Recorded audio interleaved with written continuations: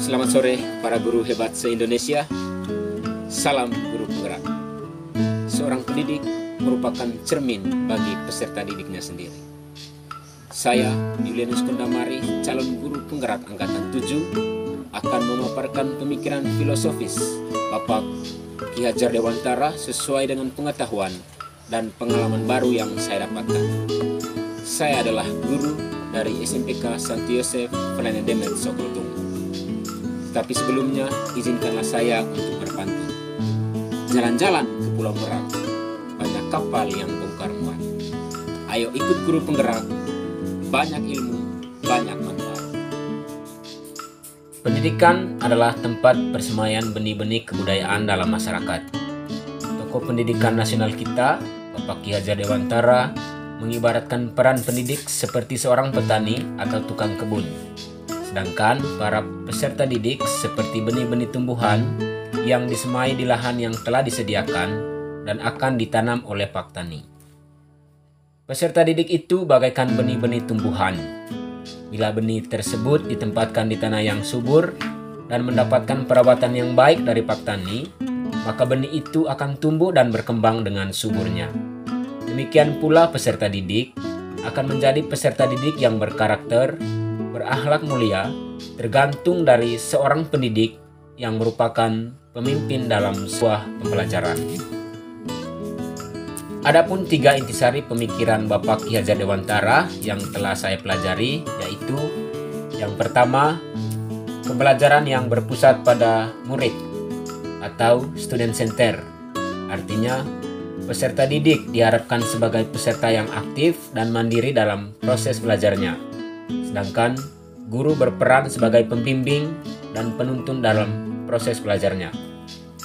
Proses belajar seperti ini tentunya akan mengembangkan karakter, budi pekerti peserta didik, sehingga menjadi manusia yang bertanggung jawab dan dapat mengembangkan ilmunya di masyarakat.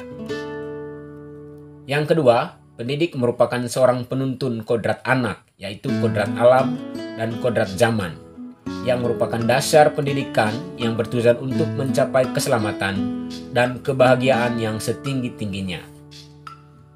Kodrat alam merupakan lingkungan anak itu berasal, yaitu karakter dan sifat dasar yang dimiliki anak yang tidak boleh dilupakan oleh seorang pendidik, karena berbeda anak, berbeda pula cara memperlakukannya.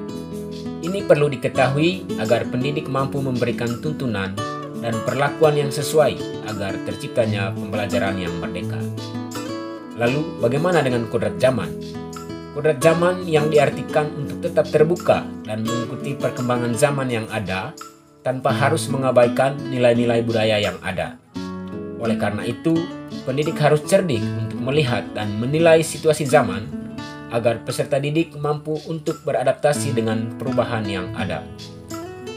Dan yang terakhir, yang ketiga, semboyan pendidikan Bapak Ki Hadjar Dewantara, yaitu Ing ngarso sung tulodo, ing madio mangun karso, tutburi handayani, yang artinya di depan memberi teladan, di tengah memberi semangat, dan di belakang memberikan dorongan. Semboyan inilah yang menjadi jiwa dari pendidikan nasional kita dan terbukti masih relevan dengan pendidikan kita saat ini. Semboyan ini seharusnya hidup dalam setiap pribadi para pendidik dalam mendidik atau mencerdaskan anak-anak bangsa.